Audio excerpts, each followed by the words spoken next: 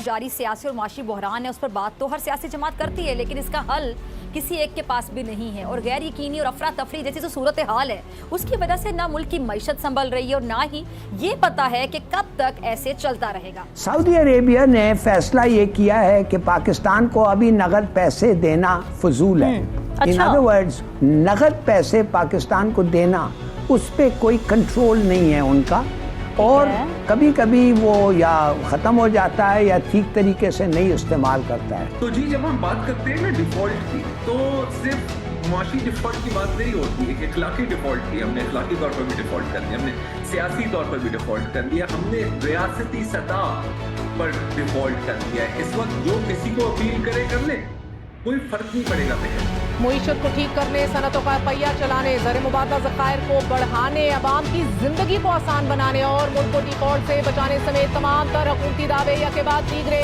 गलत साबित हो रहे हैं। और अब सूरत हाल ये है कि गरीब अवाम 20 किलो मुफ्त आटे के पीछे एक दूसरे की जान के दर पे हो चुकी है। गुज़िश्ता रोज अकाड़ा, हाफिजाबाद, मीरपुर खास, डीजी खान, दयालपुर में मुफ्त आटे की तकसीम के दौरान मुतअद्दिद खवातीन बेहोश हो गई, जबकि मुल्तान और मुजफ्फरगढ़ में 2 अफराद जान की बाजी हार गए और एक शख्स दिल का दौरा पड़ने से जाँ बहक हो गया। हालात गंभीर सूरत हाल इख्तियार कर चुके हैं, जबकि एक बार फिर ये खदशा जाहिर किया जा रहा है कि अगर IMF का स्टाफ लेवल मुआहिदा तय नहीं पाता तो पाकिस्तान डिफॉल्ट कर जाएगा। आज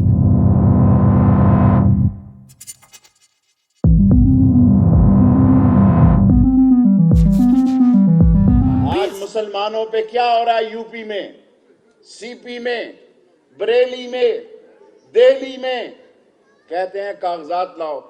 मोदी जैसा डिक्टेटर, लोगों, मोदी के दौर में जंग के शदीद खतरात हैं। हम पाकिस्तान की फौज के साथ अगर मोदी ने कोई अय्यार और मकाराना हरकत की तो रावलपिंडी के अवाम पाक फौज के साथ शाना बशाना अपनी राइफल से लड़ेंगे, अपनी गोली चलाएंगे। और सीने पे गोली हम नारे के लिए नहीं कहते।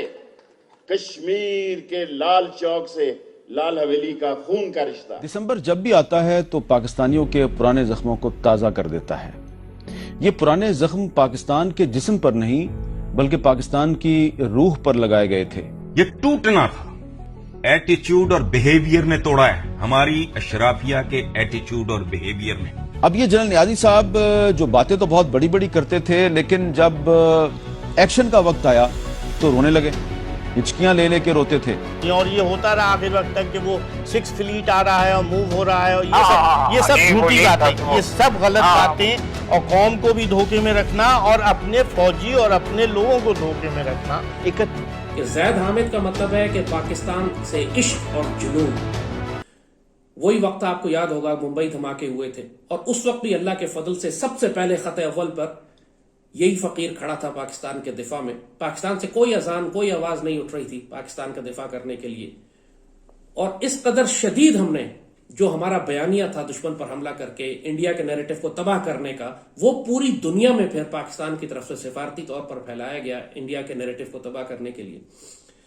बाद में इंडिया ने अपनी वो नेटफ्लिक्स की सीरीज भी बनाई सीक्रेट गेम्स के नाम से, जो खासतौर पर मेरे ऊपर था एक एपिसोड उसका पूरा, कि मुंबई हमलों के बाद वो लाल टोपी वाला जो आया है वो ISI के लिए काम करता है। एक नैरेटिव यही था कि ये ISI के लिए काम करते हैं, और अगर ISI के लिए करें या पाक फौज के लिए करें, काम तो पाकिस्तान के लिए कर रहा है। तो अल्लाह का शुक्र है कि पूरी दुनिया में एक चीज सिनोनिमस हो गई। साजिद साहब, अब इमरान खान साहब की बात हो रही है, आपने इंडिया की भी बात की, तो मैं एक और क्वेश्चन पूछना चाहूंगी आपसे कि मोदी साहब और इमरान खान साहब की सोच तकरीबन एक जैसी थी जब ये जलसे कर रहे होते थे। मोदी साहब के भी उसी तरह के ख्यालात थे जैसे इमरान खान साहब के ख्यालात थे, लेकिन हम देखते हैं कि भारत को मोदी साहब ने दुनिया की 5वीं बड़ी मईशत बना दिया, लेकिन इमरान खान साहब आज भी कंटेनर के ऊपर हैं। इसके हवाले से आप क्या कहना चाहेंगे?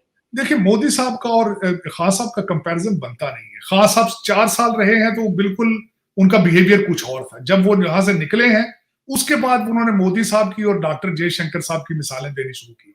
जब वो मुझे अभी तक याद है, एक दफा इन्होंने फैसला किया था भारत के साथ ट्रेड शुरू करने के लिए, लेकिन सुबह उठते ही उस पर ये मुकर गए थे उसके बाद। तो ये इनका एक तो सबसे बड़ी बात है, मोदी साहब की ट्रेनिंग काफी थी, वो पहले चीफ मिनिस्टर रह चुके थे, उससे पहले उनका सियासी सफर बहुत लंबा था। खान साहब के पास एक्सपीरियंस ही नहीं था किसी चीज का, किसी चीज को चलाने का। खान साहब ने अगले दिन तकरीर में फरमाया है कि फिर उन्होंने 1970 का अपने क्रिकेट मैच की बातें शुरू कर दी कि मैं कप्तान हूं और आखिरी मैच तक खेलूंगा मैं। खान साहब सियासत को अभी भी क्रिकेट मैच समझते हैं। मोदी साहब तो उसको एक गवर्नर समझ के चला रहे हैं।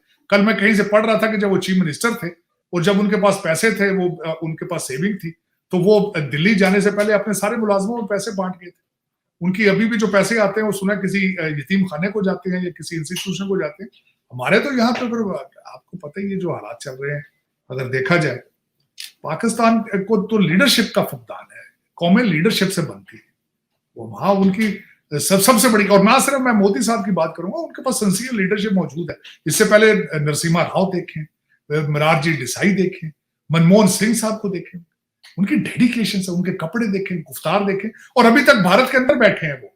वो भाग के लंदन नहीं जाते, उनकी प्रॉपर्टियां लंदन में नहीं है। देख ले, आज कांग्रेस वाले भी, चाहे वो जो गांधी है, सारे पाकिस्तान, सारे भारत के अंदर मौजूद है, चैलेंज कर रहे हैं उनकी करप्शन को।